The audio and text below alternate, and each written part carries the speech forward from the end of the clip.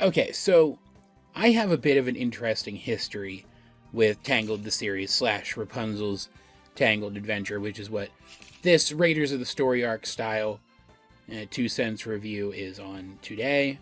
This is a relatively old series at this point. Like, I think it just ended last year or something. Who frickin' knows? Last year had so many large events in it that it feels like a whole decade passed in just one 365-day period. But that's entirely beside the point of this video. And despite my history with this show being, I think, interesting, it's probably very similar to the experience that a lot of people have had with this show. I liked the Tangled movie. I thought it was pretty good. Not the best. I don't think it's the best modern Disney movie like a lot of people do. But it's up there for me. It's good. It's solid. It does something really interesting with the story that it adapts. By taking the very simplistic story of Rapunzel and turning it into a grand epic with a broad world with a lot of interesting areas for expansion. The world of Disney's Tangled feels real enough that I believe there's stuff going on in the background of this movie that we don't get to see and beyond the borders of the region in which it takes place. That's probably why I have so little issue with envisioning it being part of the same expanded world of the Frozen movies. It feels real enough that I just buy it. So while I never expected them to follow this movie up with technically another movie and then a whole series and then like a mini movie to wrap everything up, which as far as I know doesn't really tie into the series at all. I haven't seen Tangled Ever After yet. It makes sense that this, of all modern Disney movies, would be one of the ones that might get the Disney series treatment. And from what I've seen so far of the early stuff in the series, I'm thinking I'm going to like this one. I'm definitely going to watch the rest of it. Don't know when.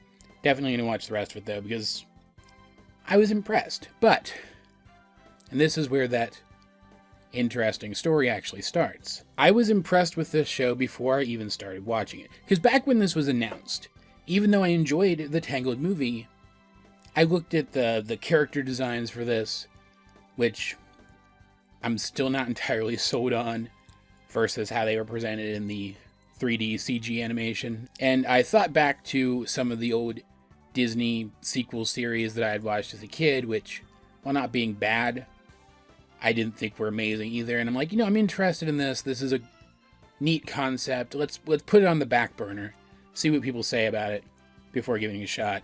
And then I just kind of didn't revisit it again, even though I did hear good things about it in passing. I moved on with my life. I watched other things. I did intend to eventually go back and revisit this at some point, but I didn't really think it was that big a deal that I did. I didn't really feel like I was missing anything. And then a certain clip started getting disseminated throughout the fandom spaces that I spend some of my time in. And if any of you guys spend any time in the same fandom spaces that I do, you saw this clip. Now, fair warning, I'm going to spoil large amounts of the entirety of this show by showing you even a small amount of this and explaining what it is. And this is even though I haven't seen the entire show myself yet. So if you have not seen this video already, and those of you who have probably know which one I'm talking about if you have, but if you haven't and you have any interest in watching this show for yourself at some point, just dip out of this video right now. The show's good, you can rest assured of that. But anyway, for context, this is the villain of the first season of the show, the redeemed villain of the first season of the show, trying to talk down the final villain of the series. Suddenly you lose your way and lose the thread, lose your cool, then lose your head. Every loss is harder to excuse. So I chose to lose my doubts and lose my chains, lose each weakness that remains. Now that I have nothing left to lose, nothing left to lose. And I will say right out the gate, First of all, seeing this art style in motion definitely helped sell it for me. I'm still not 100% sold on it. I don't love it. I know that's a dissenting opinion, and I'll get over it, right? But it's not bad. It's better in motion than it is in stills. It's kind of like the newer character designs for the characters in the Pokemon anime. I still think they look kind of infantile compared to the older designs. I wish they had just refined those instead of changing them as much as they did. But in motion, they look a lot better than they do in promotional artwork. And that is helped along by the fact that the animation itself in this show is absolutely spectacular.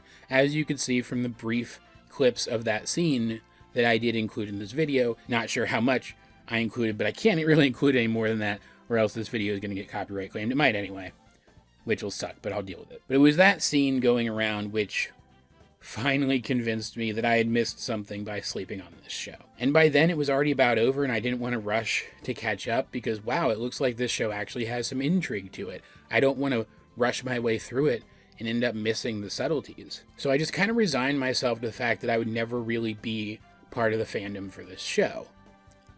That said, I did have every intention still of going back and checking it out, and now I had every intention of doing that and then doing this, so I could talk about it for those of you who also missed out and maybe didn't have the same experience that I did, because this is definitely a show worth watching. Now, I will say, annoyingly, the show doesn't start with the start of this show.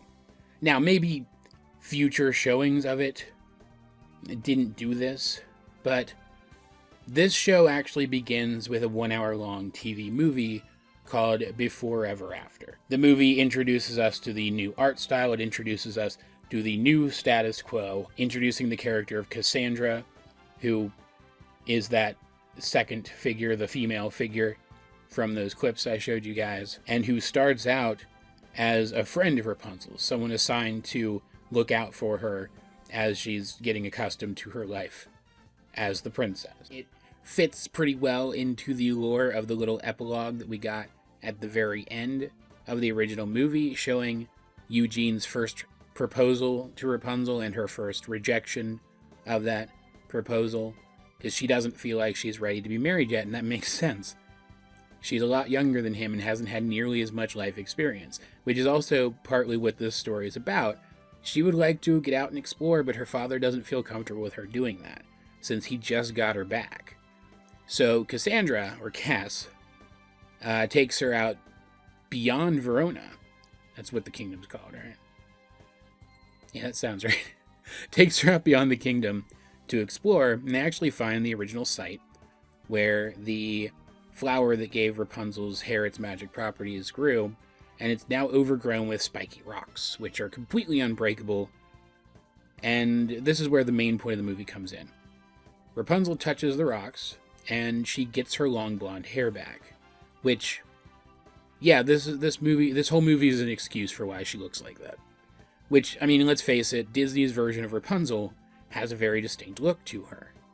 And part of that look is the long blonde hair. And while she did lose the long blonde hair at the end of the movie and that became her new look, and if I'm not mistaken, she does end up with the short brown hair again by the time that sequel short movie comes out. So I'm looking forward to seeing how that happens now. She's always going to be more marketable with the long blonde hair. That's just, like, she's on all the promotional stuff with the long blonde hair. All of her merch has the long blonde hair. So obviously, in order to sell this show better, they're going to want her to have the long blonde hair again. It makes perfect sense. It's kind of like if the old Aladdin TV show had started with a 1 hour long TV movie explaining why he's wearing the vest and baggy pants again instead of the fake prince outfit. Right? But the way they handle it, when they could have just made a movie with some songs and some cute interactions that showed this happening, they include a lot of intrigue in here too, because once she touches the rocks actually start to come after her. They start to chase after her until she escapes. And of interest to me, as someone who started out as a fan of this show, having seen that musical clip from earlier first, I'm intrigued, because these are clearly the same stones that Cassandra was manipulating in that scene. So now I want to know how that becomes a thing. And so now we have the main conceit of the story, at least for now. Rapunzel has snuck out, she's been exposed to magic, and there is this physical sign of it. She can't hide it, at least not completely, so she has to accept at least some responsibility for sneaking off. Now her parents are even more, well, her father mainly, but her parents, acting as a unit, are more concerned than ever with keeping her safe, and also Cass, if they find out that she was the one who put Rapunzel in danger, will come under fire, for lack of a better term. She'll be in trouble.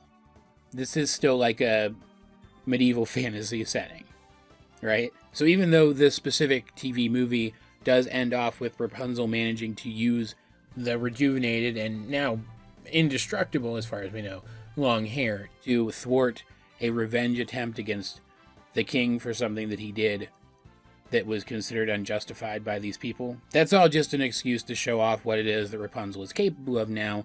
The main plot of the show, at least for the time being, is going to be figuring out what happened to her hair in the first place, why this happened in the first place, and navigating the character dynamics that were created through all of the events in this movie. And this works so well as a two-part premiere of the show that I don't understand why it's a separate movie. And this is why I mentioned earlier, maybe they eventually worked it into the show later for like later reruns of the episodes. Maybe they did break it down into a couple of episodes and air it with the show, but they didn't do that initially, to the point that when I went to go watch this and found the episodes online and started with episode 1 of the show, I had no idea what was going on.